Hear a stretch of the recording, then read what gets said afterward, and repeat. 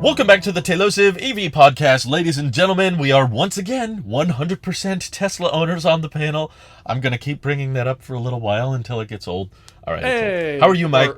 I guess we're Yi. Are we Yi or A, right? Because we're missing Randy today, Yi. unfortunately. So we're Yi. Okay. We're yeah. Yi. Yeah. Or A. I'm always kind of like I'm the one that adds the pizzazz with the Y. If it's just you and Randy, it's E or A. You're the pizzazz. You're always the pizzazz, Mike. You are hilarious. I am good, Drew. I wanted to ask initially, how has your first week been with the Model 3? Which is a sentence wonderful that I did not expect I'd be saying at the beginning of this year. Yeah. It's been great. I still get excited every time we get to drive somewhere. I often will drive more often than I would have. Like someone invited me to something last night and I was like, oh, it's kind of late, but I was like, oh wait, I get to drive the yeah, let's go. Like I'll look for excuses to go places because of how much fun it is.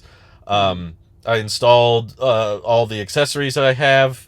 I installed the screen protector upside down, which I found out through the comment section. Nice.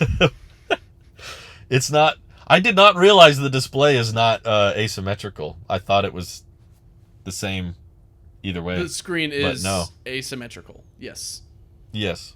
It is not symmetrical. It's a little open more on the bottom, but the wife didn't notice and I don't care, so I'm not going to reinstall the thing. It works. It gets the job done.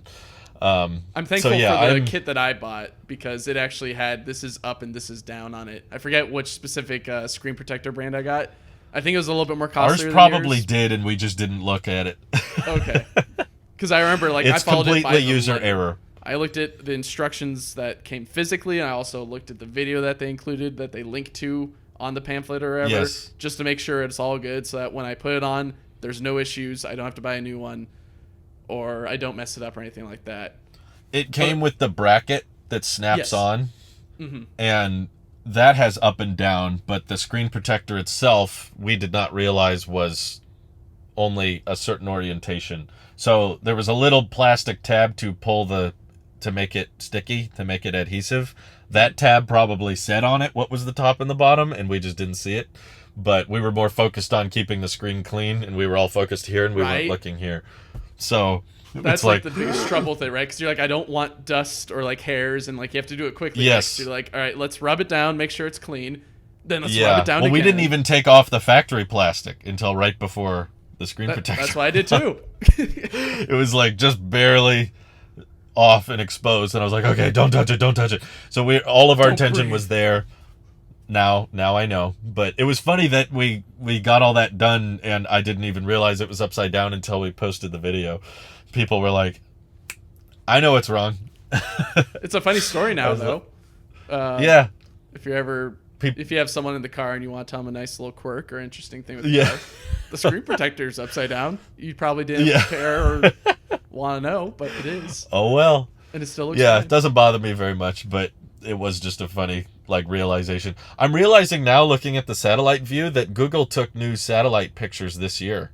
Nice. Because I'm looking at the neighbor's house and our house, and I'm like, oh yeah, that's what it's like right now. I'm used to seeing it years ago, and people had a bunch of cars in our yard, the last people that lived here. Sure. And now they're not there anymore. So I'm like, oh, they took it at a good time too. It's all green. It's interesting, right? Because at least in the Bay Area, you can tell the time that they took it, or what the weather conditions were that Google took the satellite photos, because in the region that I'm in, it's a shade darker. And which makes me feel like I'm in the Darklands, or the outer area, basically Lion King moment right there. Yes. But it's very interesting seeing those changes happen. I haven't seen that change happen recently on my end around the area that I look at.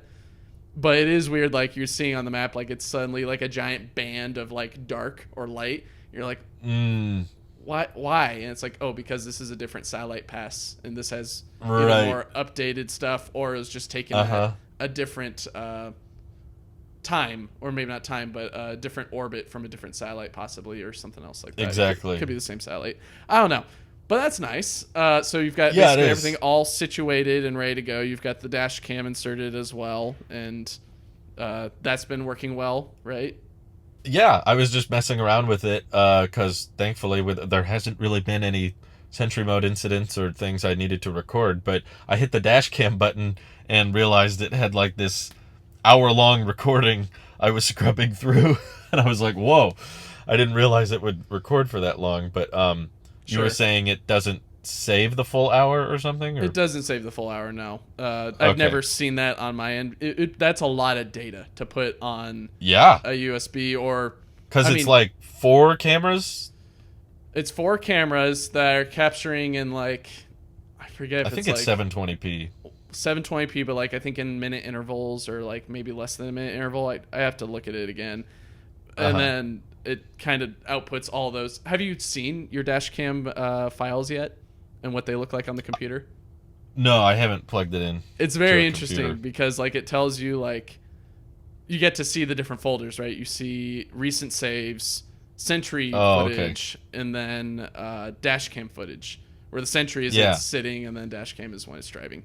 And Uh then huh. in there you get to see the date and kind of the time. I think it's mainly date, and then you can kind of see roughly based on descending or ascending order when that was.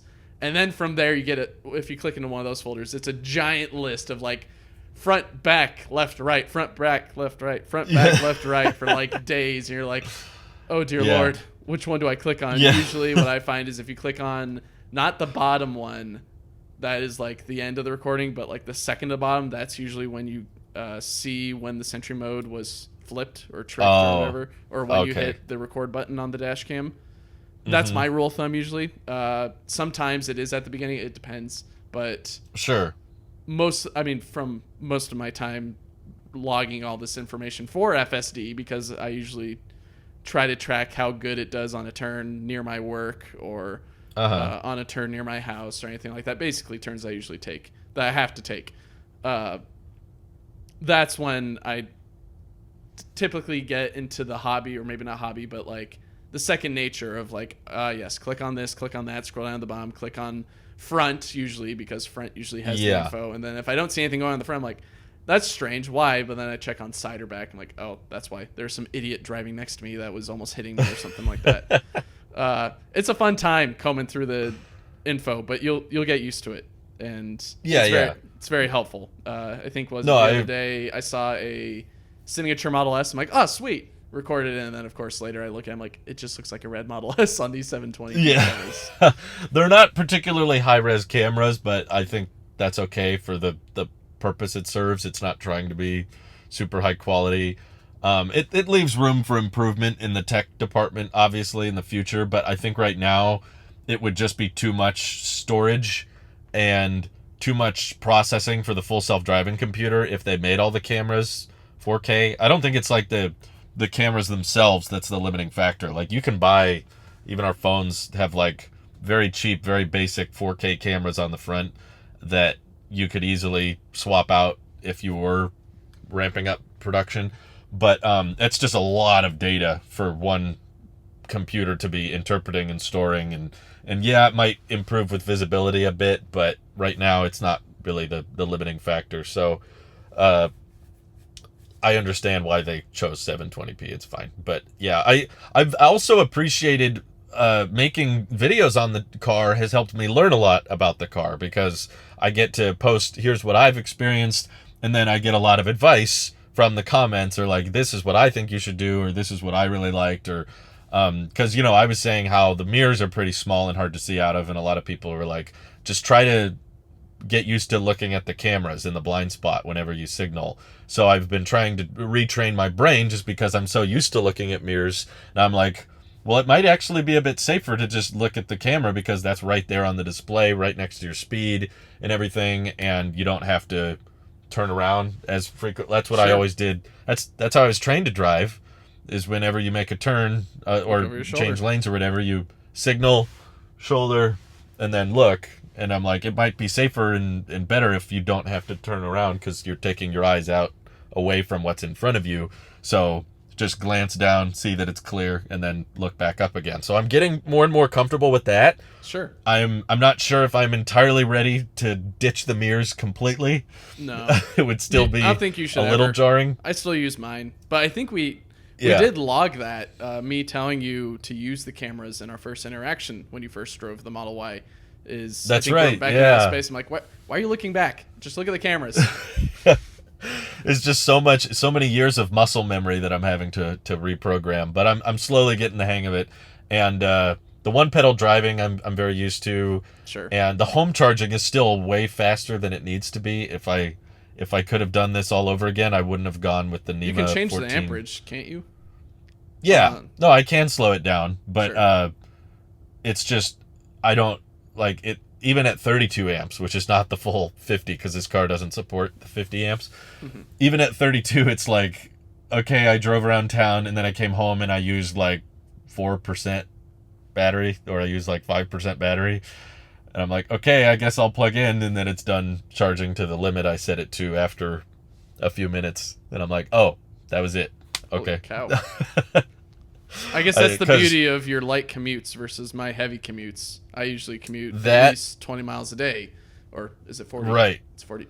20, 40. Either or. You definitely drive more than I do. That's for sure. I definitely need the home charging, which unfortunately has not picked up any pace. Darn.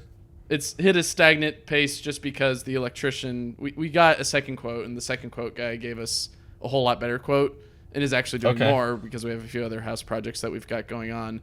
But he's had some scheduling conflicts and some personal life issue that's been going on, so that he hasn't been able to. So we're still kind of stuck just supercharging, which isn't bad. It just means I'm either getting a peak charge cost, which is not fun, or I just go late at night and then draw on my iPad or do something else. But no, the peak charging is noticeable. I'm seeing a lot of people bring it up. It's pretty rare that it's as bad as gas costs or worse. It gets up, but it's still like, I remember the days when charging an EV was like a fraction of the cost of gas, and now it's more like, at least if you're supercharging, it's like 60 to 80% the cost. You know, it's like, it's less, but not could be better. Substantially less. Like, there were people posting in subreddits of like, I did this road trip and compared it to my friend that did it in a Prius with the supercharging costs, and I saved like $5. So it was cheaper. That's enough for like a bag of candy or something that you can munch on the car drive, and you have you that got some extra $5. But I was showing it to my uncle yesterday. Is this the one that has the Model S, right? Or is that a different uncle? Don't you have an uncle that has a Model S? No. Well, ironically, they're both named Uncle Ron, but one Uncle Ron got the Model S. Different Uncle Ron did not, but he's a big fan of Teslas, and he's driven them before. His boss had one that he let him drive, which was also a standard range, and he just hadn't seen mine yet, so he got to sit in, and I was showing him everything, and I told him that the supercharging costs have gone up, and our home charger even is still 31 cents a kilowatt hour, which is not great. No. And he was like, I don't think people buy these cars because it saves them gas money. He was like, that is not why these things are selling. And I don't think it's the future because it's cheaper. He's like, he said, the reason I was convinced this is the future of cars is as soon as I hit the accelerator pedal. He was like, I slammed that, and I was like, everybody's going to want this. Everyone's going to want, like, no transmission, just like instant torque, the one pedal driving, the connected car features, having an app that can control so much, and being able to, he was like, it's all that. So, and he's in his 50s. He's not like a super young guy, middle-aged, I'd say. And he's very much convinced, which I was happy to see, that just like, even if supercharging was the same cost of gas, these would still be selling. Like, well, I think the luxury of being able to get on a highway or like go on an exit to get to another road and not worry about, do I need to accelerate now or do I have to punch it now? Like, you have that ability to be like, oh, there's a spot in between these two cars coming up and I'm getting close to like doing the clover basically. I think I could fit in there, and then you just time it right to where you punch it and then you get in. I guess this is Bay Area mind. Yeah. mindset for me. For you and many others in the United States, you don't really have to worry about that. You got all the space and freedom to accelerate and No, I mean, lane it change. still happens. Okay. It comes up. It's not probably as often as you, but yeah, there were a lot of times where driving back home, because we visit nearby towns 2 or 3 times a week, just to visit family or friends, and on those entrances when you're trying to catch up with everybody, the Sonata struggled quite a bit. There were times where it's like a semi truck is coming, we gotta accelerate, and I'm flooring it, and it's going. You and I had the same nowhere. Experience with our cars. My Honda was very much like your Sonata, where it was somewhat reliable, had some of its issues, but its acceleration was just abysmal. It was like, what? What's an acceleration? You want to go faster? I make noise. I make noise. Yeah. Yeah, so it's been really nice, even if you're not like a dragster, or you don't go to the racetrack or anything, to just have that torque. And again, I've still never done a 0 to 60, and I have it set to chill, and that's still plenty fast.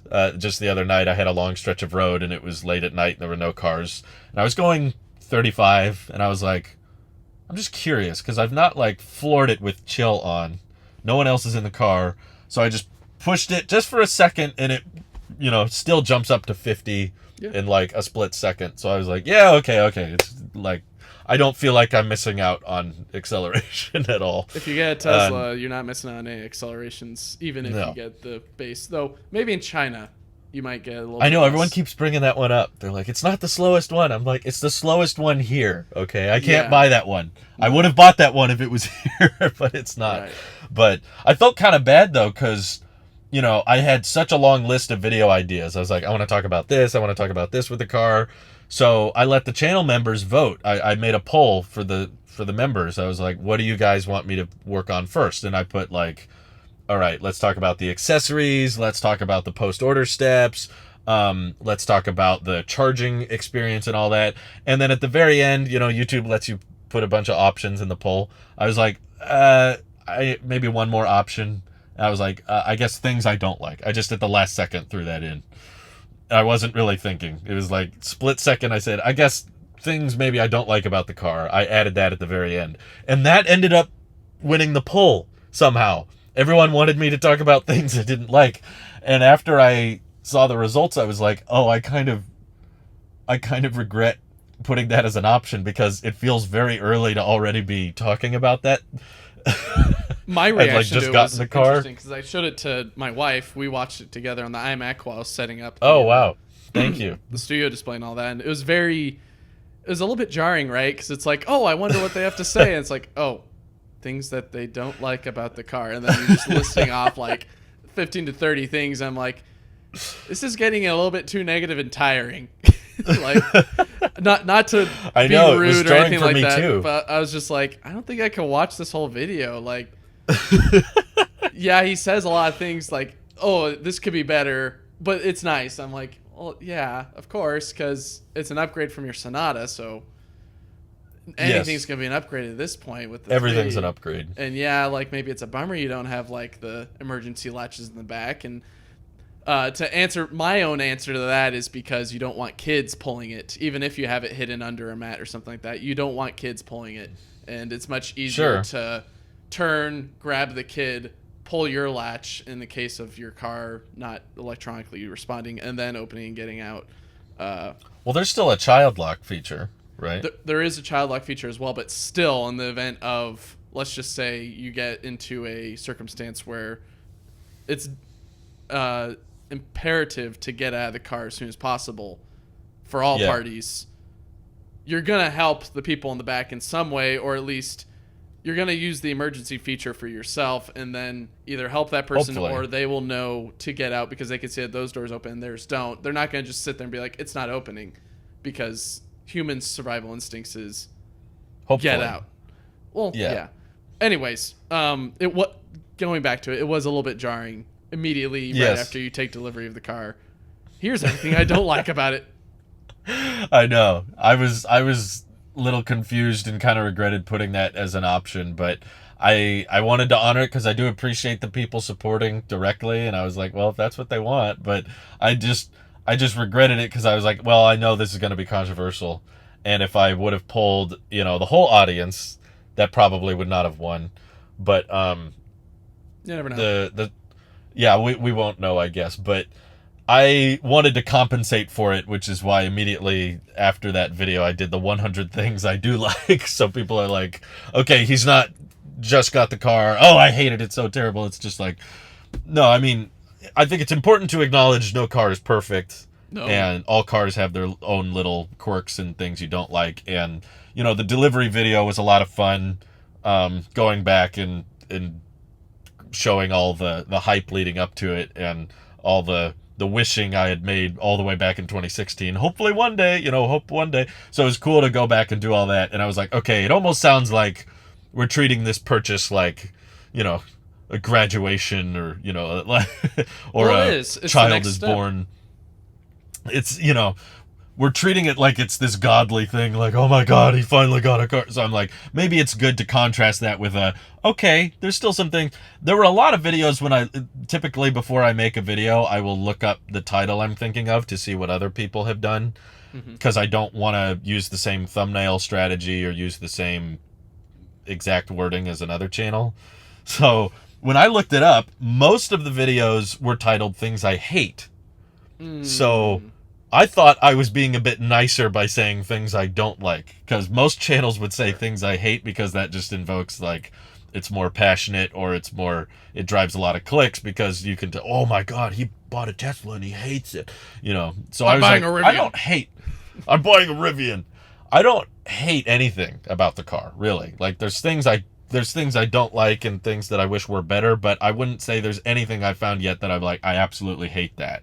No. Everything's just like, I wouldn't want it to be that way, and I wish it was a little different, but just trying to be realistic about it, and then contrasting that with, by the way, I love the car and I love owning it and knowing I don't have to give it back. I still feel like it's a rental at some points, and That's it how it'll still feel has like the for a new. bit. You'll Yeah. eventually you'll wake up one day and be like, "This is my car. This is the Yeah. norm," and I'm still excited for the norm. Yes. I still get pumped for it. I haven't gotten any software updates yet. It'll take Um, time. That's what happened with mine. yeah.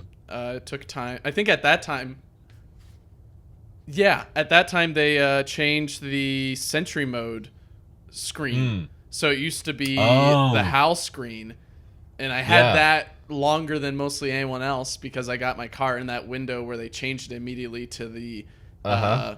the portal turret look, and Yes. everyone else had the portal turret love while I that. had HAL for a while. Uh-huh. So I don't know. Maybe appreciate some of the stuff that you got with the car right now with some of the old updates because when No, I do. I appreciate the premium connectivity, right, which I'm not sure I'll have after September 23rd is when it says it expires. sure, And it's still under 500 miles at the time of recording, so we haven't nice, put too much on it. But yeah, we're going to be taking our first road trip with it tomorrow morning, and it right, will be supercharging for the first time. So if something goes horribly wrong, we'll find out tomorrow. But yeah. I've learned a lot from the community as well about, like, Autopilot, I guess, is not intended for off-highway use, even though uh, they don't make that very clear and obvious on the car or on the website. Hmm. It's in, like, the owner's manual they disclose that, but it still works great a lot of the time on Hmm. off-highway areas. There's a lot of places where I'm very grateful it's there, because maybe it's just where I live, but there's a lot of straight or slightly curvy roads that you got to drive on that are not highways, but Autopilot works because it's got the lines. Yeah, And on those situations, it's like, hey, it's driving itself. This is nice. But it's nice that it's I feel adaptable, like, right? You're able to yeah, use it there versus like if you were in Super Cruise or Super Cruise vehicle, it'd be like, no, this isn't a highway. You can't use this. Or Tesla's like, yeah, I can try, and like I'm not yeah. It supposed tries to, its best. but I can still try. I It's don't like, even know if the highways around here are mapped by Super Cruise. I don't know if they were. there's some portions actually in the bay that aren't Super Cruise mapped either. So don't feel like Really? because of where you live, it's like, well, of course they're not gonna map it here. It's It's just the nature Yeah. of Super Cruise and where they map it, because they're going to map it where there's the most driving happening. And even in spots where I drive a lot and many other people drive a lot, they still haven't mapped it. They just haven't gone to it. So it's not necessarily too big of an issue. I did want to ask, though, how many ports do you have in your car, right? Because you've got like the one in the glove box. You've got the two underneath the charging pad that I think one's occupied by the charging pad plug, right? Or did they get rid of that to where now it's fully integrated where I don't you have see two ports? I don't see a port for the wireless chargers. Wow. Okay, so you got that over me then. And then It you could also have it could have one. I just don't see it. and then you have the two in the back. Yeah, So you've there's got, two back here, two up here. You got 5 and- ports then, plus 2 wireless chargers. And there's a 12-volt in here. We'll ignore the Under 12 the volt for armrest. now. That's not a port, I guess. It is a port. We'll just So I ignore guess it. You have 5? You have 5 ways to charge your phone, technically. In my Y, that was built 2 years ago, because the charging pad takes up one of the ports. That's 4 spots I can charge my phone. I don't have the one in the glove box, so I've only got 3 places to charge it. And then if you're saying the passengers are taking the 2 charging spots in the back, I have 3 places to plug in a phone. Or I guess not plug in, but charge a phone. I got 2 charging pads and 1 plug. And that 1 plug, what do you know, is occupied by the dash cam. Yeah, it's the dash. So the only ports I can plug True. into that are in the front, and I'm not even plugging into them technically, are the charging pads for the phone. So I don't really have any ports to use unless I stop the car and I take out the dash cam or the wireless charger and I plug in something else. So that's something I'm finding I'm really jealous of you and your car, is you've got all these options to, I guess, plug in your phone. There's a lot of ports, yeah. Or- I guess you'd have two wireless chargers, Yeah. 2 USB-C in the console, and then 2 in the back. So you could charge 6 phones simultaneously, I think. Yeah, and if you unplug the dash cam, 7. 7. Plus, these are 36-watt USB-C ports, so I could probably use an extender or an adapter. Yeah. I could turn one of those into a 3 USB. And I don't know why. It can charge more phones than it can sit people, basically. That's Right. That's something I was thinking about, because I'm also taking a road trip. Well, you know, I guess maybe we tipped that off last week with Randy going on travel this week. So Randy's gone this week because he's traveling as we speak. Yes, and I am shortly following by car to the San Diego area, and then Drew's following shortly afterward to that. So I guess we'll have some content either on EV, or maybe we'll put it on the podcast channel, something like that. We'll stitch up some of my footage and Drew's. I don't think Randy will have much besides I sat on a plane. The A crew. The A crew. That's right. The A, not the A team, and not the A crew, but the ye crew. Yeah. Emphasizing it's a Y and E instead of an A. Yes. So that's something I also wanted to highlight, is that you're very lucky with your car you've waited. The wait, I think, is worth it in regards to, I mean, maybe it is, maybe it isn't, but at least you have a whole bunch of ports to use, and you've got all these wonderful improvements that have happened over the years with the 3, to where you're getting a pretty decent product at the end of the day that doesn't have many of the issues or the growing pains that many others had to sit through, besides the QC. Yeah, the QC is still there. I actually did have my first service appointment since the last time we spoke. Okay. So that was interesting. I love how easy it was to schedule. Like, yeah, they were available sooner than I was, to be honest. We got the car, and I took the pictures of the window misalignment on the back. Sure. And I sent them to them, and they said, yeah, that doesn't look right. Just schedule a time to bring it in. Yeah. And it was available next day. This was like in the evening. It was like 5 or 6 p.m., and it said, you can bring it in tomorrow morning at 8. And I was like, well, I'm not free tomorrow, but that's nice that I could. So my next free date was like 9 a.m. at Monday. So I scheduled it for Monday. I guess they don't do weekend appointments, or the weekends are all booked up. I don't know, one or the other. So we brought them the car. and on time, thankfully, because I heard Tesla starts charging people if you don't show up Yikes. to a scheduled appointment. I saw you can get $100 cancellation fee basically if you don't. I was like, geez. Could have used that for a Cybertruck. that's Cybertruck money right there. Yeah, so I brought it there, and there was a very nice guy named Mike, ironically, with a Cybertruck hat. Mike works for Tesla. But he was very friendly, and I had him look around the car, and I asked him about the trunk gaps, and he said, like, yeah, it's a millimeter off, and we could realign it, but it's most likely going to cause more gaps on these other spots where the glass is and where he said, like, your glass with the roof and your taillights are all good, so if we start messing with this, there's a good chance that something else will be misaligned, even if we try to fix the 1 millimeter difference on the trunk gaps. And he said that it's a pretty common thing because the lifting arm of the powered trunk applies a bit more pressure on the left side when you're looking at the car from the back. So he said it's kind of normal for it to have that sort of gap, and he's like, I can fix it if you want, but just know that it might cause another misalignment somewhere else. And I was like, oh, well, just tell me, like, is it going to functionally hurt anything? And he was like, no, it's purely cosmetic.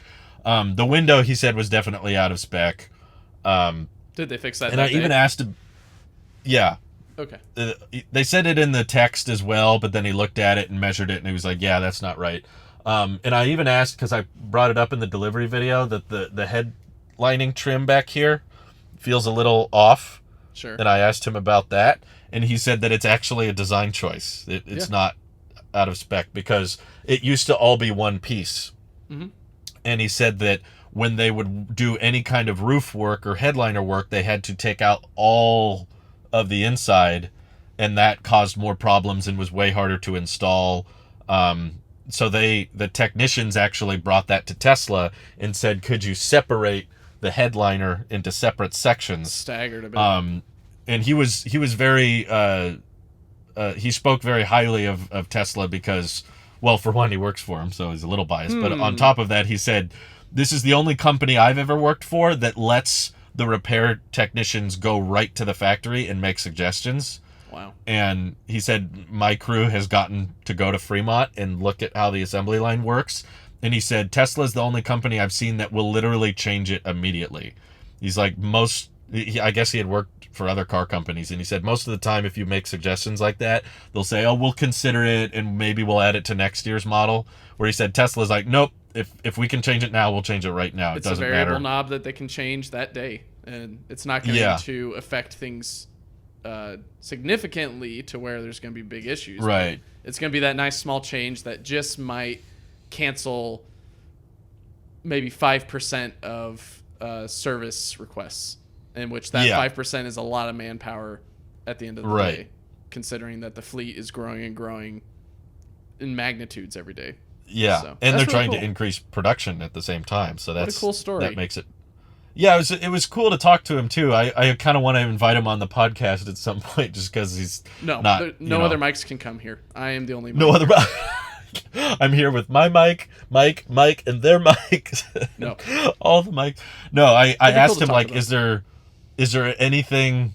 Just because, there's so much talk in the community about service and production, and I was like, here's a guy who's actually working there. I was like, is there anything that you see a lot of on these cars that you keep thinking, like, you keep shaking your fist, like, come on, Tesla, fix this? And he's like, yeah, I mean, there is, but typically when we go down to the factory and we see why it's causing that, we start to understand, and we're not, like, shaking our fist as much. He said that when you see how quickly they're working and how many vehicles they're trying to build and how little time or little adaptability they have at certain points of the assembly line, it's like, okay, there's a mistake there, but it's causing issues with QC, but I get why, and there's typically it's almost a not miracle great... at the end of the day that it's only that one issue.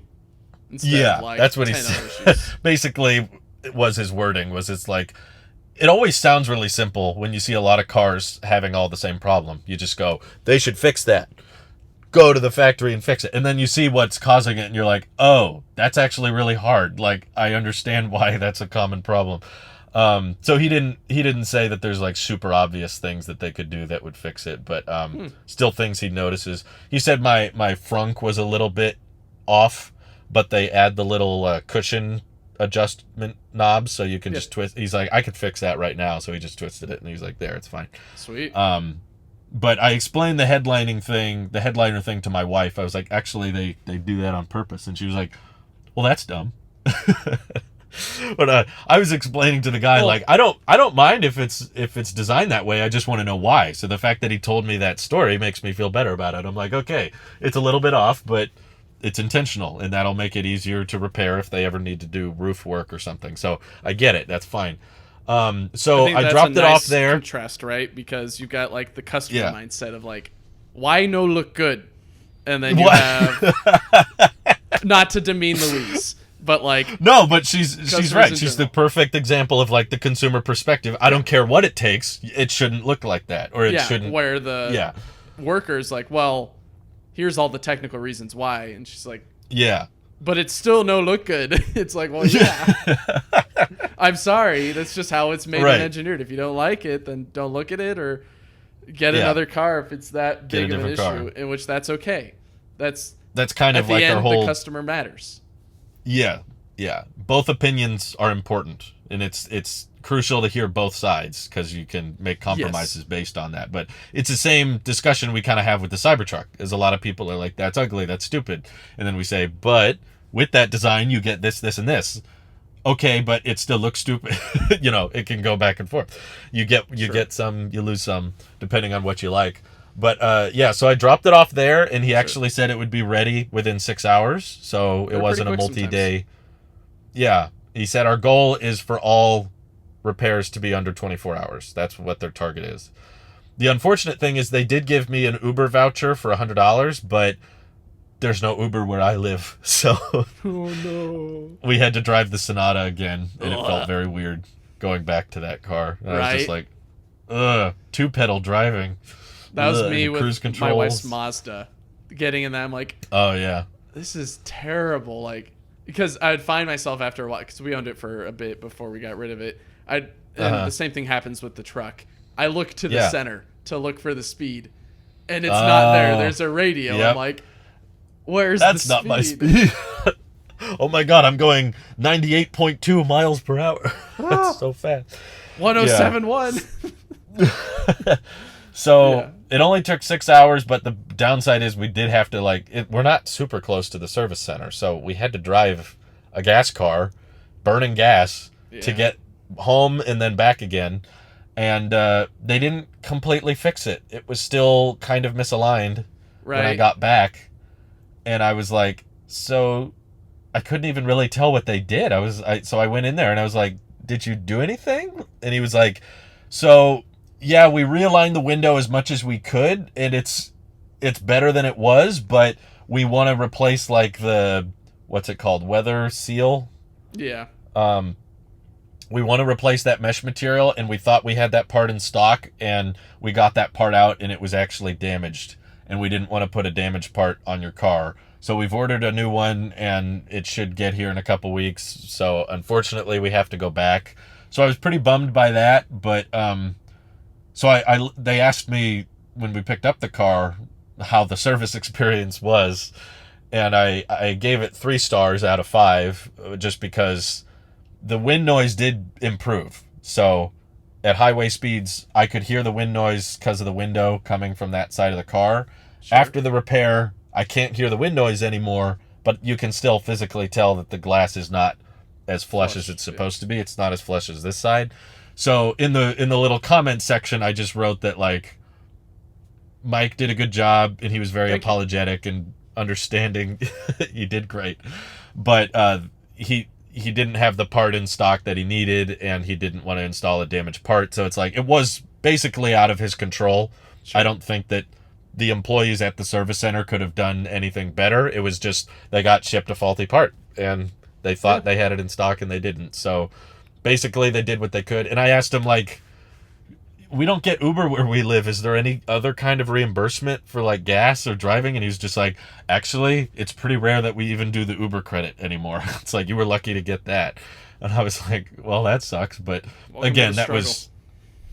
that's not his choice. That's Tesla No. policy. So Yeah, there's I miss the old frustrations days. I have with the infrastructure, but not with the staff. The staff did what they could. So I definitely miss the old days where they gave you a Model S or something else, whatever yeah, vehicle that they had. That'd That be was a fun fun. time. That was a great time. I think all the B-roll that I got with that for the channel. oh, that's and all right. that. Yeah, That was a Uh-huh. fun time driving around. Was it the best vehicle? No. It was an old, I think, 70 or 75D or whatever. But like, I would still love that though. It would be fun to try out like a 2016 or even I would love to just for a couple days try like a 2012 Model S just to see how much has changed. it made I'm me not realize saying how it'll be much good. it made me realize how much I love the Y. I think I even called you that same day I got in the Y. I'm like, it was a mistake getting in the S. Well, I'd rather drive a 2012 S than my Sonata from 2007, True. even if it's bad. Yeah, welcome to the name of the game, Drew, where you have panel misalignments and you think they got stuff done and they're like, well, yes, but no, and you can't see a difference. And you're like, cool. Yeah, I kind of expected it. You know, I've heard a lot about Tesla service, and I know that clearly they can't keep up because they're adding so many new customers all the time. Sure. It's going to be really difficult to ramp up service, not just from a financial perspective, but just from like hiring people, like getting enough people that are qualified and are, you know, as good as Mike is, that Thank are you. good at their job and know how to I fix problems. Yes. That's not your like average run of the mill minimum wage job, you know. No. That's not like you can hire anyone. You have to add service locations and also find qualified people that are willing to work, and there is still quite a bit of a labor shortage in a lot of fields like that. So I think a lot of people just assume Tesla has a lot of money, why don't they just build more service centers? It's like it's not just concrete and walls. There's like a lack of people that can do that kind of thing. There's space, And- there's skill, there's equipment, there's trade. There's a whole bunch of stuff behind the scenes. Yeah, it's complicated to ramp service, and I Jeez. understand that. So Well, I hopefully was still it goes a bummed, lot though. smoother than my experience and my tales Yeah. of having to go back and forth with the service center all the time. And I remember. I think I was on the podcast too much at that point, but like, man, it was a whole year of like, is this tailgate going to get fixed ever? I And do remember that. That was a big eventually- question. Eventually got fixed, and it's a different color. It's a different tailgate. Like it's Yeah. If you look at it, if you ever meet me in the wild, I'll definitely tell me to like show you the tailgate because it's slightly different in color because it's a different tailgate from the original, Uh-huh. but it still works and it's fine. But it just Just the takes job time. done. So That's hopefully- kind of how I feel. We're hopefully they getting a get lot yours of done. bug splatter. We're getting, you know, little marks here and there, and I'm just kind of like, yeah, I still love it. It doesn't make me not like the car as much, or You don't have to it worry doesn't about the make me go, tiger scratches on the top of the roof like you have with the Sonata. Yeah. I'm looking at it right now. Yeah. Actually, the Sonata's never been cleaner because we cleaned it really diligently inside and out right before we did the review, and now it's not getting much driving at all. So it's just clean, and now it's just sitting there. So It's perfect for it used actually car looks photos. pretty nice. Yeah, we actually, when we were filming the review, we took pictures specifically for Good. selling it. So we'll use those pictures if we do Nice. sell it. People, we should just, when we sell it, post the video. Nice. Here's the only gas car I'll review. Oh, This is no. the car you're buying. Very demeaning. So I guess I wanted to get around to this a little bit quicker, but I did want to kind of not reinform, but not reinforce either, but reaffirm to the audience as Reaffirm. well. This hasn't turned into just us talking about our Teslas all the time. It is exciting, and that's why we afford Drew the time to talk about his car because he's excited. I'm excited. I'm very excited. I have a Tesla buddy who's that close now, and we can talk about or exchange stories about our 3 and Y and all that. It's so easy to talk about because there's it's- just so much new things all at once. It's been like 40 minutes or cover. whatever of us talking about it. But I did Yeah. want to get into some news. We have, believe it or not, I think I mentioned this last week. I've got a giant Yeah. list of news topics. We don't have to go through all of them as well, Drew. I just wanted. Well, I have one that's kind of a segue that might work. Sure, let's take that segue to the next sidewalk road. This is. I just ruined the segue. I totally destroyed There's it. There's a development story that I'm not sure if I believe or not, but basically, so Tesla updated the website with a bunch of new pictures of the Semi, and Yes. one of the Because new order interior page. pictures. Yes, you can't order it anymore, and it's a tri-motor setup now. But on the new interior picture for the Semi, they have this redesigned steering wheel. So it's not a yoke, but it has there's no gear stalks. It has the capacitive buttons, didn't see just this. like Model S and X. Hmm. And there's a story you put in here about there's not like a super reliable source. I saw a few Twitter accounts posting about it, but they're saying that in 2023 they're going to switch the Model 3 and Y to this updated steering wheel with the capacitive buttons instead of the gear stock, and I assume that means you would change direction on the display, Sure. just like the S and X. And the reason I consider this a segue is I really want to try that. I really wanted that on my car. I actually would have preferred the yoke if they offered it as an option. But this is my first like mental exercise. I don't know if that rumor is true. It could not be, but like I have to accept that like I bought the car in its current state and this is what I got. And there will be new things, and they will add things to the 2023, 2024 models, and even the 2030 models, I'm sure, will be much, much better than this one. And Sure. I just have to accept that I got the gear stocks, and that's what I'm living with. What you know? this potential upgrade in the steering wheel, to clarify, it sounds like from this source is that the new Model 3s and Ys upcoming soon will remove the gear stocks and will have capacitive buttons and all that. This will basically be, if it happens, this will be the update that you missed, or the upgrade that you missed, that I missed with the heated steering wheel, because I don't have one. It never yeah. came with the early, or it didn't come with the early Ys. I think it came like later in the year or the following year. I think 2021 is Yeah, when. I think it was the following year. Yeah, it was a 2021 while. was when you got the heated steering wheels for, I think, the 3s and Ys.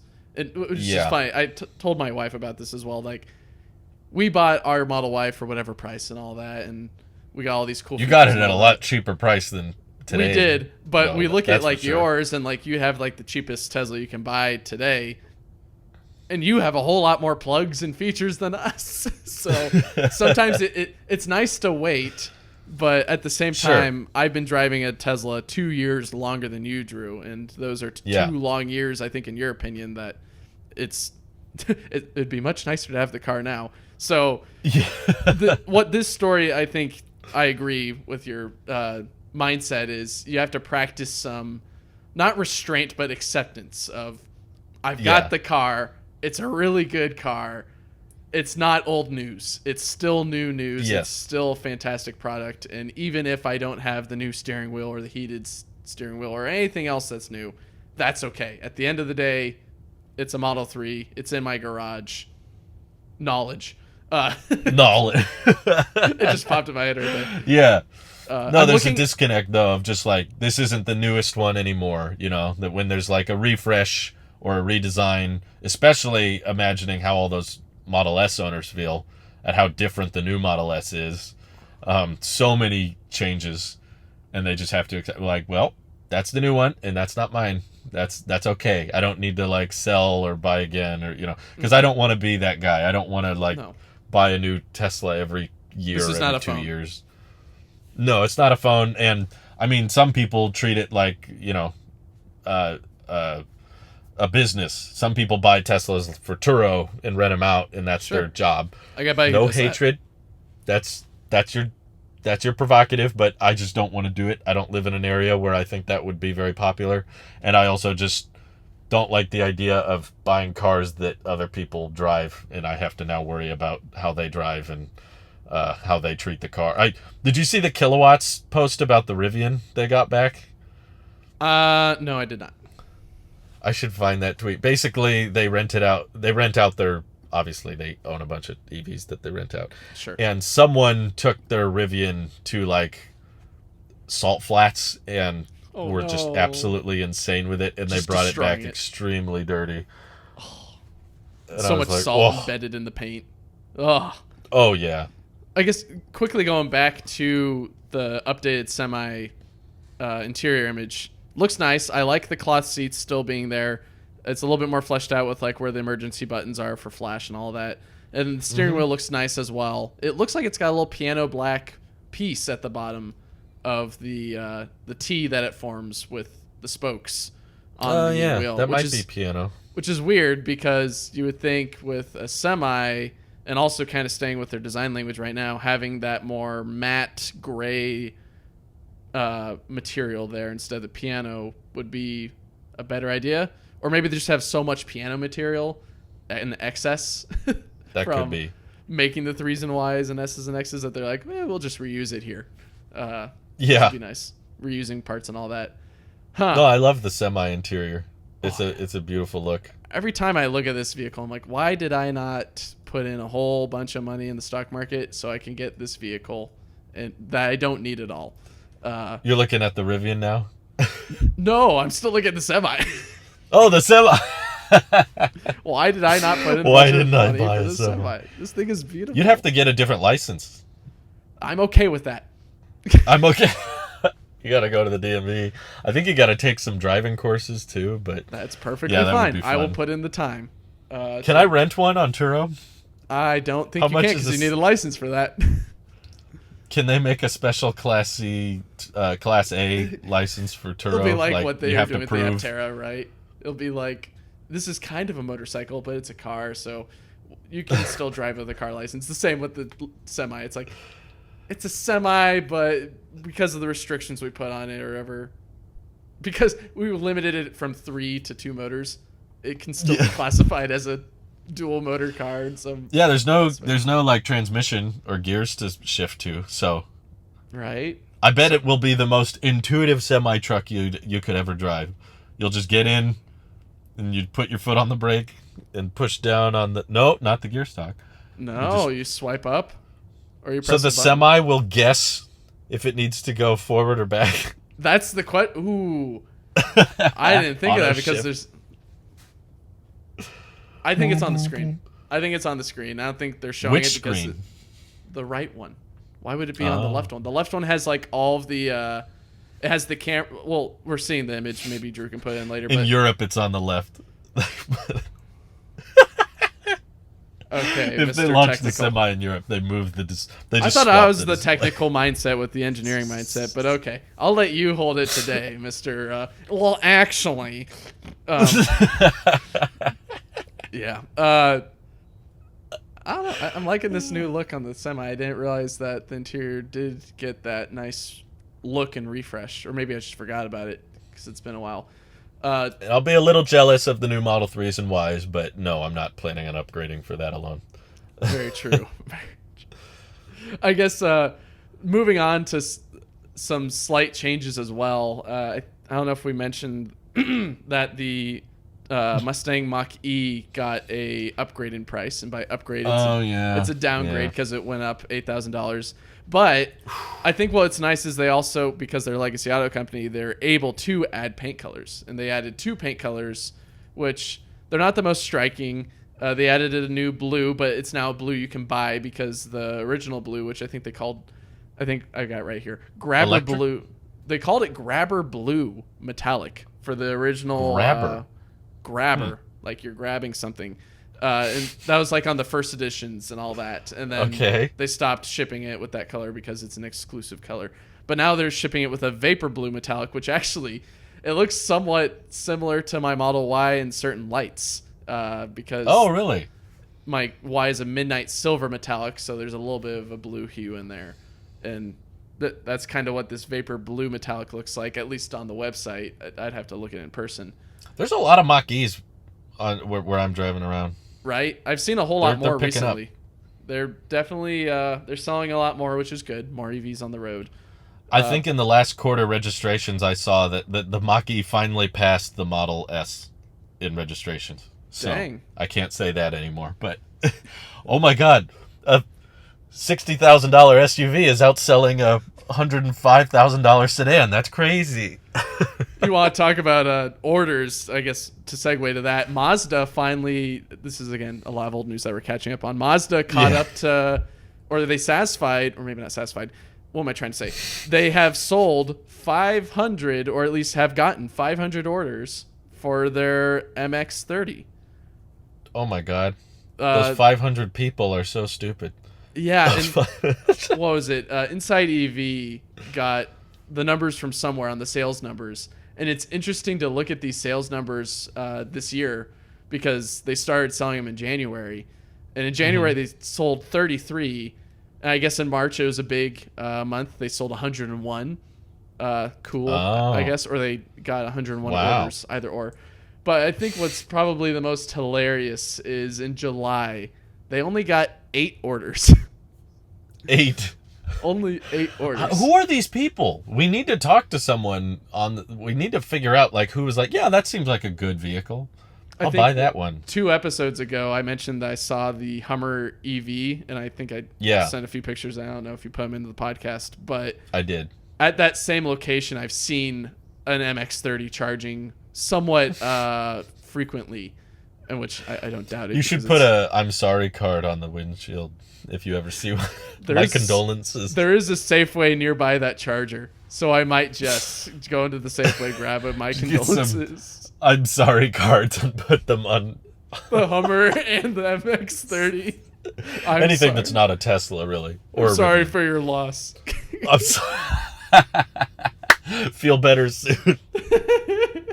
So I guess to wrap this story up, in total at the time when the story, maybe not the story, but at least the tally came up to, from January to July, they sold about 324 units, which means in August they sold whatever, I think 500 minus 324 is. That's around like 176, I think. So well, that beat the Bolt in Q4. Apparently, I have been seeing a lot more EUVs on the road, which is nice, which shows good. The marketing is working with decreasing the price, even though that you're not getting that decreased price yet. People are interested in these vehicles, which is, I think good. If you're just cheapest EV, or honestly cheapest vehicle, factoring in 5-year ownership cost, that Bolt is unbeatable. I just need to test drive. I think a dealer fairly close to us has one. I drove by and I saw one, so I don't know if they'll let us test drive it, but they at least have one in stock. So, well, I think the beauty now is that you've got your Model 3. You have no guilt in coming to my location with gas prices the way they are, even though they have been decreasing. So maybe in the future we can do some more test driving and I hope so. I hope continue this legacy of seeing the Ioniq 5 and then maybe capturing that difference to the EV6 with the Kia. I think it would be even fun to like rent a Rivian or something on Turo for a day just to shoot some videos with and then bring back. I'm down to get some B-roll. I got a drone. We could do some fun aerial shots of it. Since the last time I think we've mentioned this, R1S deliveries have begun. Woo! Finally. Oh, the wait is over. it took so long. And finally, yes, it did. I think at the time that I wrote that in this giant long list, it was like one person, and I didn't know if they were an employee or not. But apparently, in the last week or so, it's expanded to where there's a whole lot more people getting their R1Ss, which is very not gratifying, but very exciting. Satisfying. Even though that we're not, of course, ordering or getting these things. It's very nice to see them on the road finally in customer hands instead of the CFO or someone else. Right. And the guys from Rivian Stories got theirs basically the same time I got mine. So I felt like, because I've been watching those guys for what feels like years. It's probably only been 6 or 8 months or something. But I've been watching their podcast for a long time and watching them get all excited and hyped leading up to their delivery. And they've been waiting a lot longer than I have. Those guys were like day one reservation holders for the R1S. And they just got them. And I just got mine. So I'm like, yeah, everybody's getting their cars. And yeah, it's an exciting time for new EV owners with the new tech coming out. And the R1Ss look great. They're just so big and so practical. And what's funny is Rivian put out a Instagram story about the R1S because they're beginning production, all that, and they had an R1S, I think it was a black one, or they had several of them on a trail, and it was hilarious because one of the R1Ss that they brought was a limo black, and it was on this trail where it's like all like dust and dirty and all that, it still looked amazing. Like it was coated in dust in one of the images, but it was like it could work. If you have a limo black R1S, you could still take it out and it still looks good at the end of the day. It's still a satisfying look. So it's very tempting. I'm very much like, ooh, maybe I should put a pre-order down. But again, there's no reason to. And also, I'm a little bit put off by people like Marquez, who's able to put down a pre-order like one day and then 3 months or I guess 6 months later be able to get an R1T that quick. I'm like, I know I'm not going to be in that case, but like... You might. I've been surprised, to be honest. I've been watching and keeping up in the subreddits, and I know that they say like new orders take a certain amount of time, but there's a lot of like cancellations and reassigned VINs and stuff, and people like Ryan Shaw ordered one I think in December, and he just took delivery or is about to take delivery or something.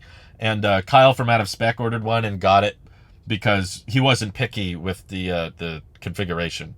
It was like, if you order a Rivian and you don't care really what wheels or what color it is, you'll probably get to pick one from the, I think they call it the shop, the Rivian shop. You can pick one out within usually a couple months. You're just probably not going to get like the dual motor or the standard range or anything. You're going to have to buy like a 80 to 90 grand equivalent one. Sure, which is something I'm not really interested in. I've sat in the first editions and they're nice, but I'd honestly rather a non-first edition just so that way the manufacturing line has cleared up and it's gotten all its issues kind of worked out. And along with that, there's improvements in range and all that. You see with like Lucids or others, like you end up getting models later that have equivalent features or might be better. I guess a good one that's maybe an unofficial first edition is like my Y. Seeing that, it's like it's basically the same as another Y, but like the range is better in the new ones, and it's got more plugs and has a heated steering wheel and all that. Yeah. All those Lucid Dream Edition people must feel funny now that the Sapphire is the thing. Don't get me started on the Sapphire again. Well, maybe it's not a thing. Hopefully they're still around when that car comes out. Oh, dear Lord. Yeah. No, I really like. I really love Rivian as a brand and as a community. Like, I just love the interaction that they had. Their manager of is it public relations? I don't think they called it that. Public affairs. It's basically that, but they had a different term for it. But they had a Rivian employee on the Rivian Stories podcast, and he was just so fun to talk to and had just such a good company culture. And I'm like, I really wish I could justify a Rivian. It's just, I really want one, but I just don't think I would do anything with it. I don't, I don't go off-roading, and I don't really go camping all that much, and the efficiency would be worse. And like, it's a really cool truck, and if I needed a truck, I would probably, like I said before, I would get a Rivian because I believe it would be cheaper than the Cybertruck. Sure. And it would be probably not much more than an F-150 Lightning after dealer markups and everything. And I prefer the Rivian interior, the software. The design is more iconic and recognizable to me.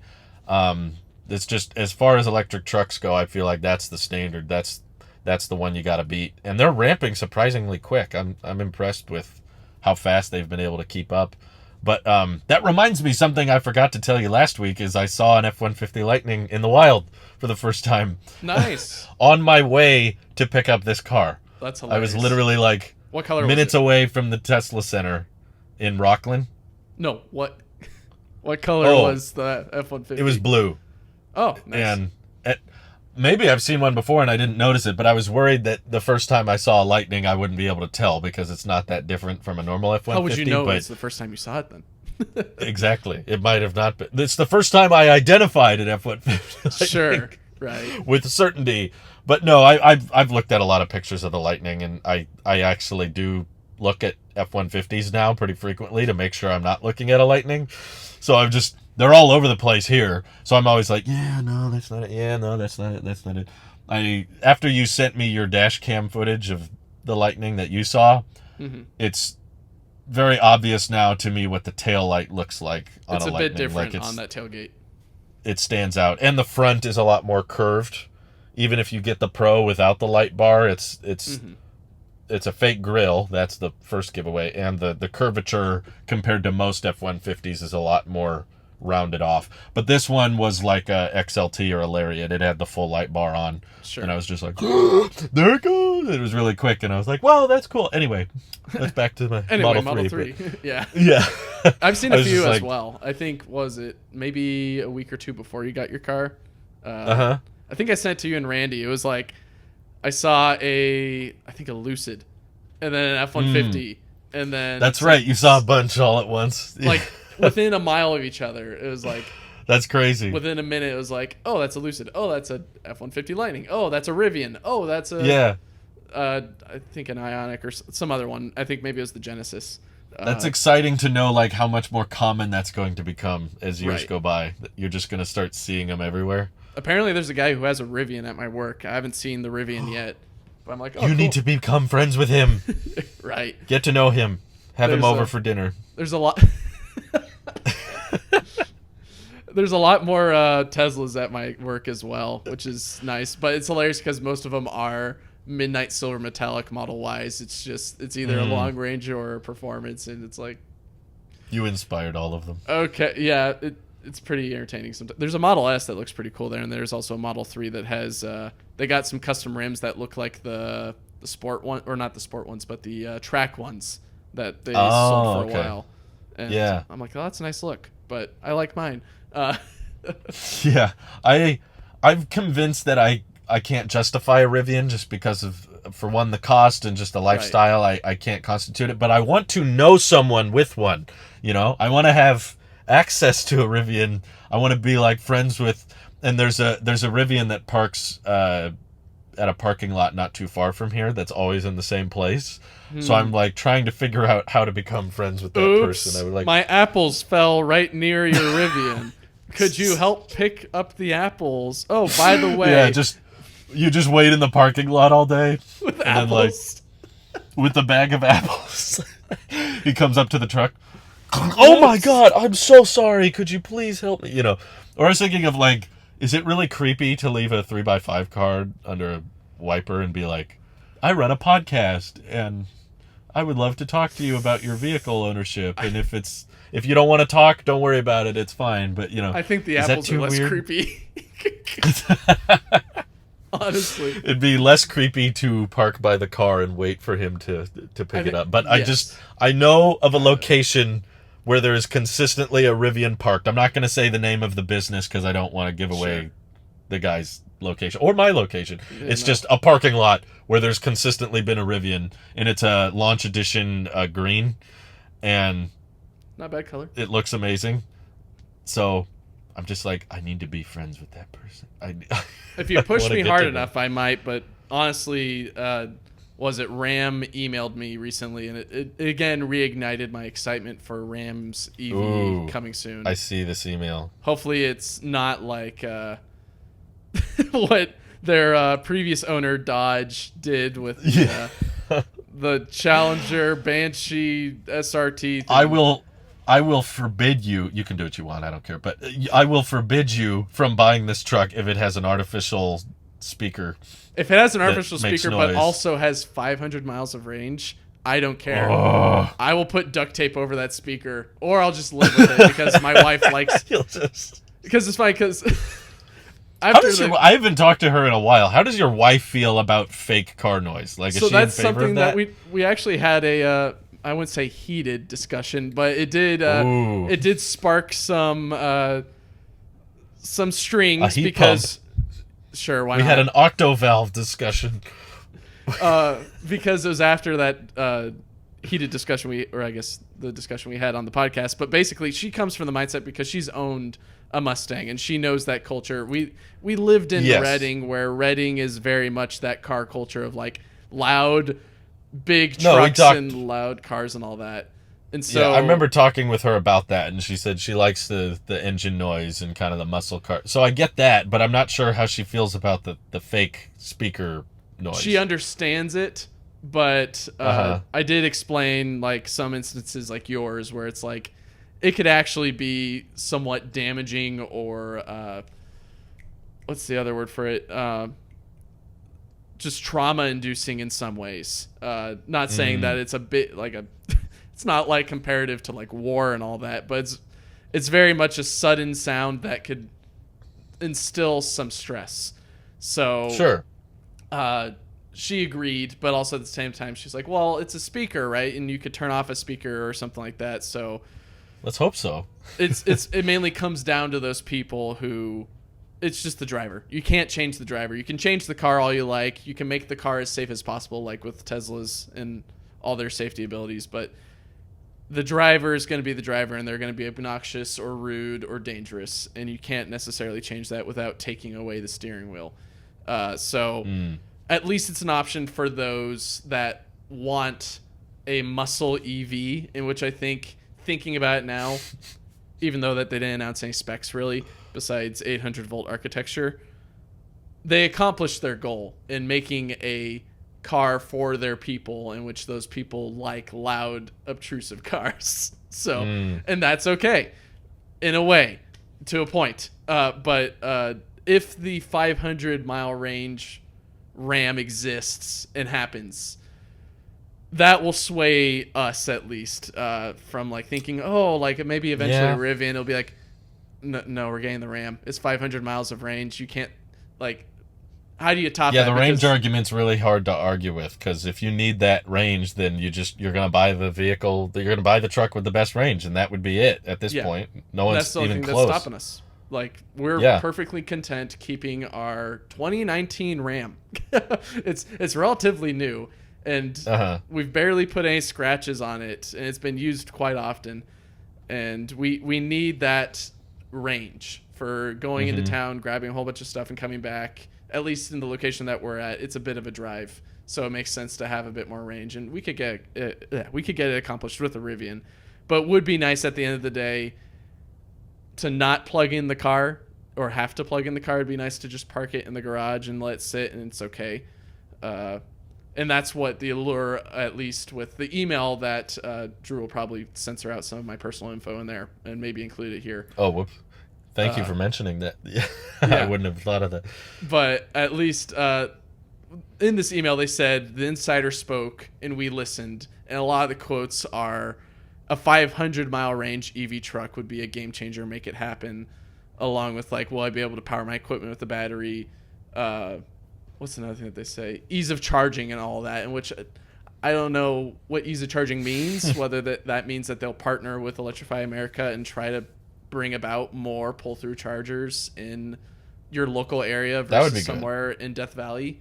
That'd be nice. So something like that gets me excited, where they put, again, it's just talk. It's nothing confirmed. Sure. But it's still like, they put these quotes for a reason, not just to excite people, but like, here's some things that we considered and will hopefully be reflected in our product, which makes me excited for whenever they announce this thing. It's supposed to be, I think, at the end of the year that they talk about it, but that'll be interesting. I've been watching a lot of the coverage of Electrify America lately, and it's definitely not been great. Like, there's been serious reliability concerns with that charge network as of lately. And I almost wonder if that's going to be your biggest bottleneck if you do eventually end up going with basically any electric truck that's not a Cybertruck. Having to rely on that network, and sometimes the slower speed or the stalls being out or the lack of pull through or too many people taking up the 350 kilowatt stations. Like, I have faith that Ram can make a decent product, like a truck with a big bed, and really anyone can do the big battery pack thing. It's just a question of, like, how many do you want to build and what do you want to sell them for? And I think that because they're legacy auto, they have a higher likelihood of choosing to prioritize affordability and the high range, because this isn't their bread and butter, and they know that no matter what they build EV-wise, it's probably not going to be that profitable, at least at first. So if it's a sunk cost, then you get the more Bolt pricing-wise. I'm not talking about, like, Bolt as a vehicle, but just, like, they're probably losing money on every Bolt. But every fastener, yes. yeah, very fast. Maybe that's a lot They're- easier for the listeners, but yeah. Yeah. The Chevy Bolt is not a profitable vehicle. I'm sure there's no way they can get a battery that big, but that doesn't make it a bad vehicle. It's a great buy. It's a great deal. And if you're in the market for an EV and you're trying to find a good deal, I think you kind of want to find the ones that aren't very profitable, because those are the ones that are probably going to have the exceptionally low price. Like Teslas are super duper expensive. Yes, they're very profitable, but that means it's a lot harder to justify that cost because prices for all of them have shot up so high. So that's why I think you're probably right. Another contender could be the Silverado, just because that may also have a high range and a low price because it's from GM and they're I willing think they to sell the quoted Bolt at a 400. loss. So if they get it up to 450, that's kind of close. 500 is kind of like the. Oh, they never said 500? I thought they said 400 for the Silverado. Oh, you may be right. I might be remembering For the wrong. Ram, it's they're saying, for at least Ram, they're saying 500, in which Okay. my wife and I agree. You cut the range in half, which is a nice conservative estimate. That's 250 miles. That'll cover for a decent amount of range for if you're towing an animal like we usually do, or maybe not usually. We don't usually tow the animals all the time, which an argument can be made. But still, On those times, you need a truck that can do it. we need it. We can't afford, but we can't stop many times with an animal in the back. That's not good for the animal, especially if there's no cover for the trailer, because then they'll just sit there and heat up, in which, yes, it does sit and heat up while you're in movement. I guess it's not sitting anymore, but at least you got more air airflow. Yeah. You have to think of the well-being of the animal. You can't just take the animal out of the trailer and walk it about.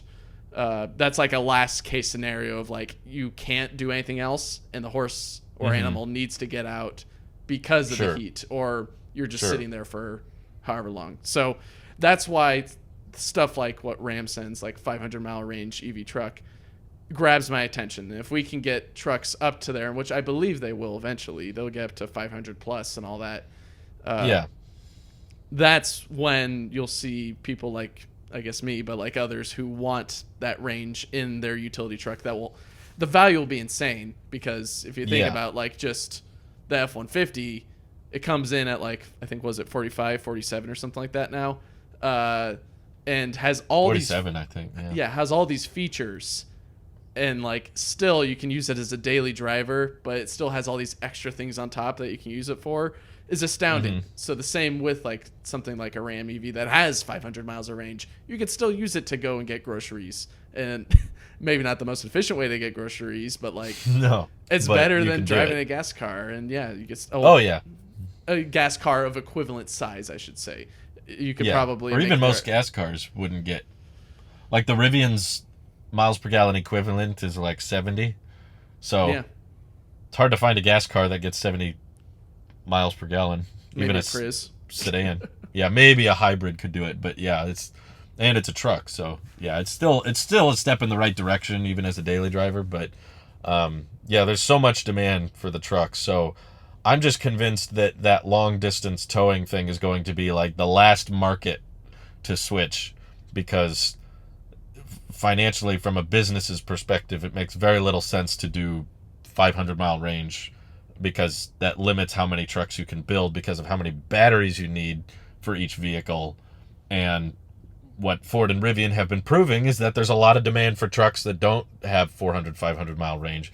Not all trucks, but I still run into that comment every day on those Cybertruck videos that are like, no, it has to have high range because the Ford and the Rivian aren't great at towing, therefore the Cybertruck has to be good at towing. It's like, no, they're not good at towing, and neither does the Cybertruck will gladly not be that good at towing, and it'll still sell really, really well, especially for those Turo renters.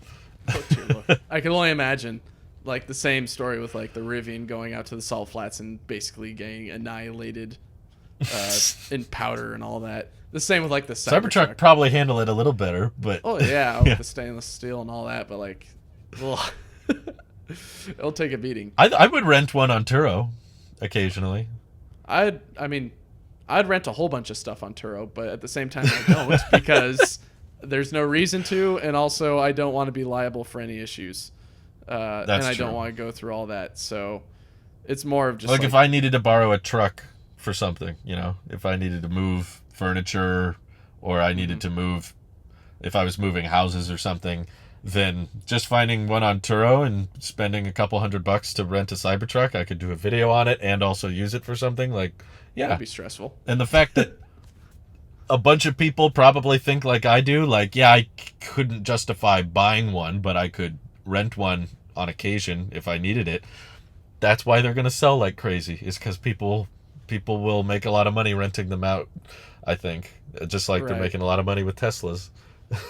I think that's the most ironic thing, right? It's been maybe it's coming up on 2 years since the Model S and X refresh got unveiled, and Yeah. you still can't test drive one. Like, No, even though I that came they really have close an to meeting XS. up with one of our channel members has a refreshed X, and I scheduled the time to meet up with him, and then he got busy and I got busy around the same time, so we were like, oh, I guess we'll do this some other time. But yeah, I got really close to getting to check out someone's, but it still hasn't happened. They don't let you test drive them. No, I don't know why. Tesla I mean, won't like, give them. it's only $140,000 on the line, but you make it for like $70K or something. Like, I don't see the problem. Yeah, probably. Yeah. I know, I really want to, but yeah. Oh well. It's one of those things that for me at least would be a nice to have but not a need. So Sure. the renting is just kind of like how I am with full self-driving, which I plan on subscribing to today actually. I'm going to sign up for that probably right after we finish recording. Oh, nice. Are you going to immediately make a video on it, or do you expect that you still have to do some safety score shenanigans? I'm at so the safety score thing is, I understand everyone's frustrations because it's quite bizarre. Yeah, welcome to the party. I'm still at 97, and I think that's I've still threshold. What's that? I think that's still above the threshold, if I remember. Oh, right. I could get in theoretically. If I remember right, I don't know. It's been it's been a year, It's been so long. basically. Has it been a year? When did I? Jeez. I'd have to look back. A year with FSD beta. Oh, that'd make a good Maybe video. Yeah. Yeah. There you go. No, I really want to try it, but I also I've been using regular Autopilot for a while, and I think I'll do a video about just like what it's like to now navigate on Autopilot, and I'll try Smart Summon and It's so nice. just the regular features that you don't have to apply for. But for sure I'm going to hit request beta like immediately. I'm going to hit the button and hopefully get it within a timely fashion, but there's really no promises. Like, I was talking to people on the beta and they were just like, yeah, there's no like consistent rollout. It's not like they're adding people all the time. Sometimes they add a bunch of people, sometimes they add no one for weeks. So there's a very decent chance that I may not get the beta, but I don't care. I'm getting this for the normal features and everything. Yeah. Yeah, I'm getting it for that, just to try it out and cover that ownership experience. And if I don't get the beta, then I'll have to just pay attention on subreddits and Twitter and try to find times when they're adding people. I mean, Elon said beta will go wide release later this year, so, and he's always right with his timeline. So. Oh, 24/7, you know. Did you catch that article that the FSD name is likely going to get changed by Congress? Like, Congress is going to force, or at least the California government's going to force Tesla to change the name from full self-driving to something else. I saw the news article about that, but I don't know if it's official. I don't know if they've won that case yet. So they've I don't passed a think it's bill official. in the Senate. I think it still needs to go through a few more steps. I think was it Gavin Newsom, the California governor, still needs to sign it into law. But Yeah, he basically, probably will.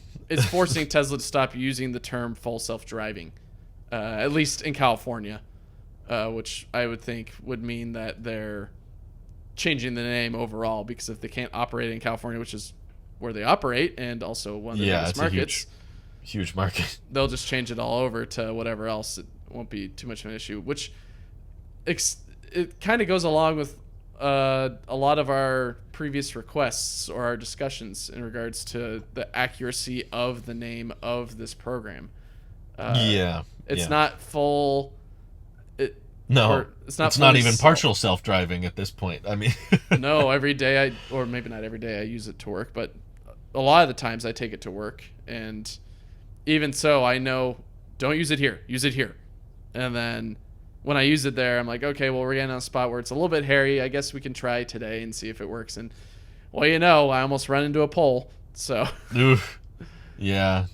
No, as much as I'm not really in favor of governments telling companies how to run their business, at the same time, like, I do side with them on this point. I don't know if I'm at the point where I think it's, like, dangerous to call it full self-driving. Like, I don't think there's that many people that are, oh, it's full self-driving, and they turn it on and then they jump in the backseat. Like, except for that one guy the in car San makes it Francisco. pretty clear. Yeah. I think the car makes it pretty clear, and it's pretty obvious on the website. Like, every time you turn on Autopilot, it's like, pay attention, keep your hands on the wheel. There's nagging, there's eye tracking, there's all these things to make sure that you're still paying attention. So I don't think it's, like, dangerous to call it that, but Sure. just, like, business-wise, that's not what it is. Like, from a practical standpoint, I would not call it that. I know that you want it to become that, but you don't name things what you want them to be. You name them what they are. Like, just for the same reason we don't have robo-taxis, being sold. Or technically this could be a robo-taxi, but they're not calling it your Model 3 is a robo-taxi. It's like, no, it isn't. But if one day it becomes that, sure, you could call it that. But that's how I feel. It's like, it should just be called enhanced autopilot. And Sure. I'm fine with the autopilot terminology, because that kind of goes along the lines of, keeping you on track, on course, maintaining speed in between the lines. I think But that that doesn't mean name you makes get a to lot of ignore it. sense. It means Right. that you're Autopilot more of doesn't mean the pilot gets to go to sleep.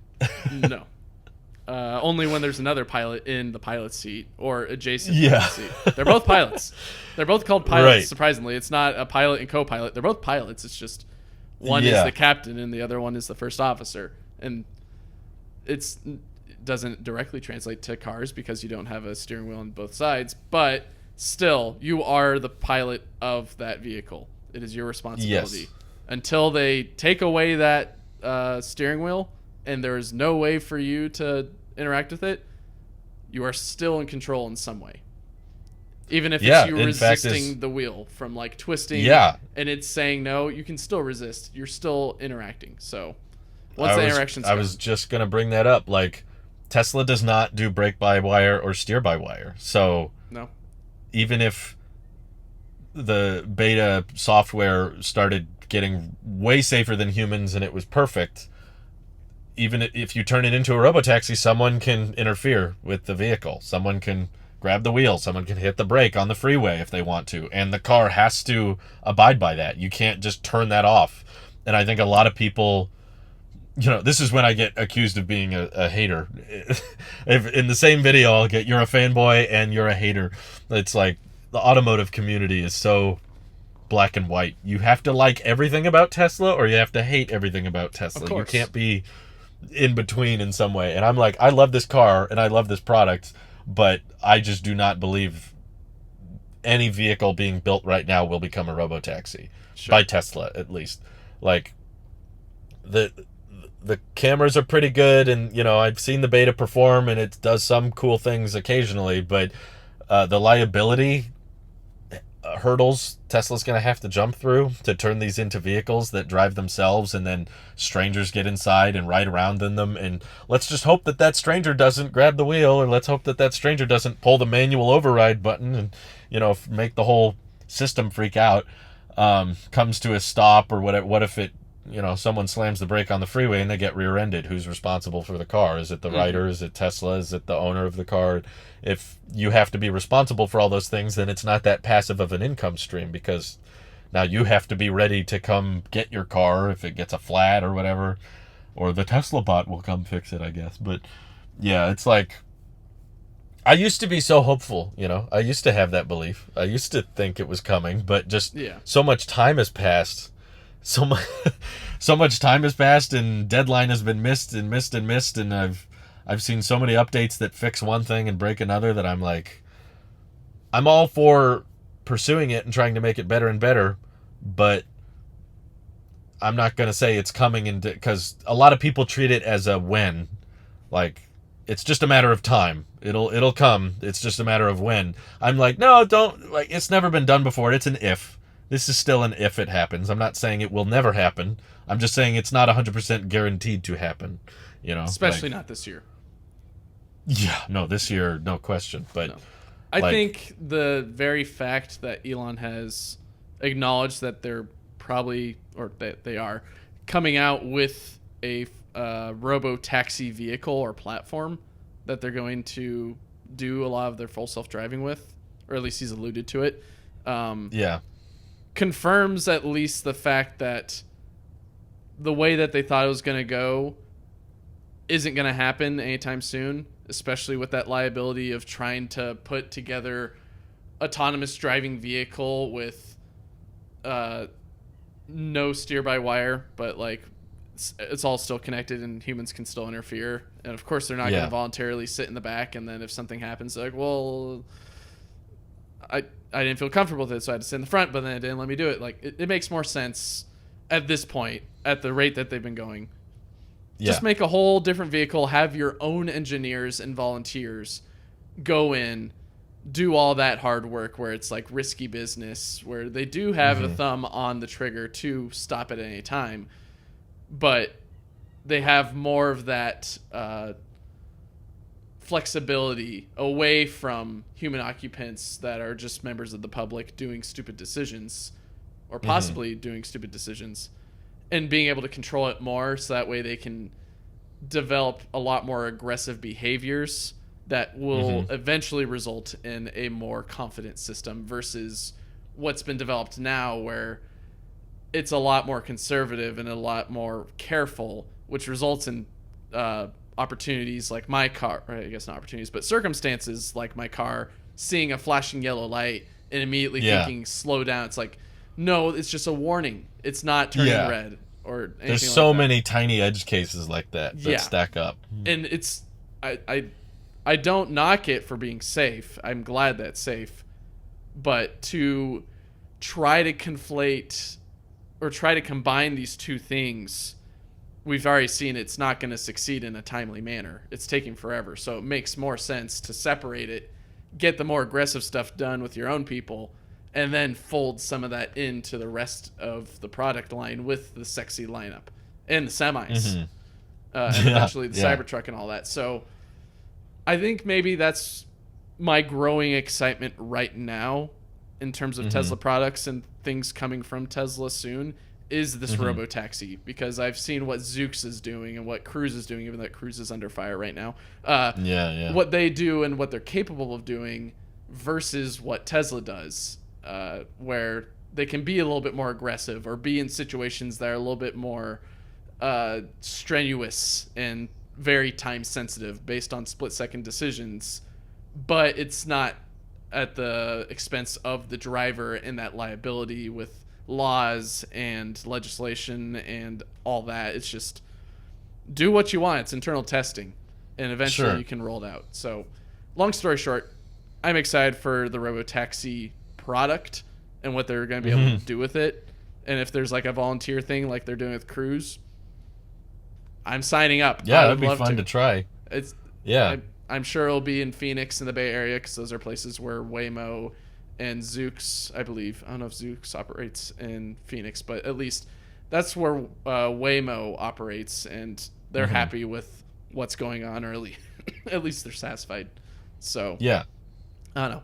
What do you think? Do you think this robotaxi is going to be game changer for the rest of the sexy lineup, or do you think it's just going to be a nice test bed that it'll get far, but it's going to be a separate branch that may never come to the sexy lineup?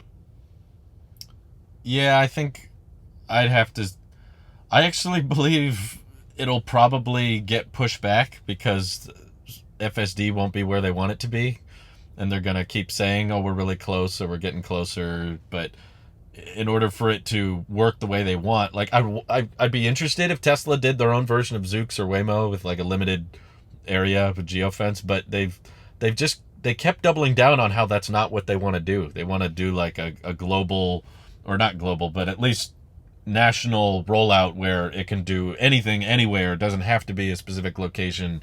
But I think that requirement and that standard they've set is so high that it's going to take way longer than they expect, or it could never happen.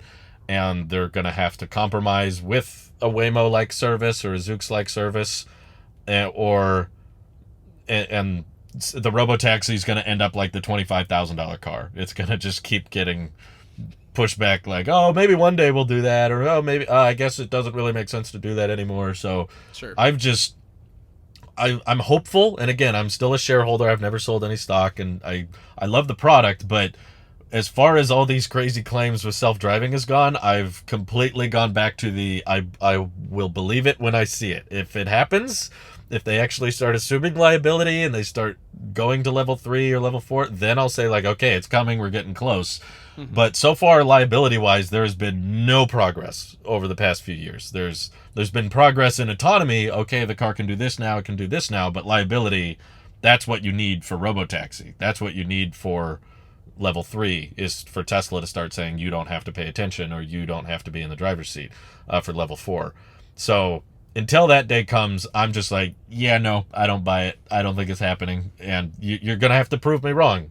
And I'll gladly be proven wrong that day. I'll be like, wow, I can't believe it actually happened. And I'll be very surprised. But my expectations have been let down so many times with FSD at this point that I'm like, there's no point in me getting excited for this, because it's just going to take longer than I thought, or not happen, and then I'll be sad again. So I don't want to be hurt, you know? The hardware is a lot more likely than the software at this point. So it's a lot more exciting to see stuff like the steering wheel, or the new steering wheel, come to the 3Y than Yeah. FSD now does left turns better. Okay. Yeah. Yeah. It's like, okay, 8 times out of 10 it works. All right, cool. And those other 2 times? Oh, I don't know. Don't think about that. We'll figure that out later. Yeah. But do you have any closing thoughts since we're wrapping up? You made me remember, again, the first time that we met and you got to drive the Y. And I remember I told you to, because at that time it just got the stopping at stoplights update. That's right. Yeah. And I just remember you tried it and it seemed like it was, but then you just hit the brakes because it didn't seem like it was. Or I forget whether the same software thing with Autopilot. It does not slow down fast enough. It's still like that, which is unfortunate because it's been at least 2 years from my experience of using it. It's like it's still the same, like big lurch. But I don't know. We made it there. I'm excited. There's space in front of me. I didn't crash. Yay. I guess final thoughts is I'm excited for next week for us to report on our road trips, especially your first road trip with. This should be fun. And I'm excited. It's not a bad one. There's some scenic views down good old I-5 and a whole bunch of other roads to get down to San Diego. But yeah, I guess what about you? Any final thoughts, Mr. Drew, and your beautiful Model 3 that needs? I'm excited to see you tomorrow, which I don't get to say every day. I know. That'll be fun. And Randy. Yeah, this will be a fun time. I don't know if we'll get to film anything, but either way, first supercharging session, first FSD usage. I'll get some aerial shots of our cars at some point. Yeah, that would be cool. Alrighty, folks. Take care. Have a good week. Bye-bye.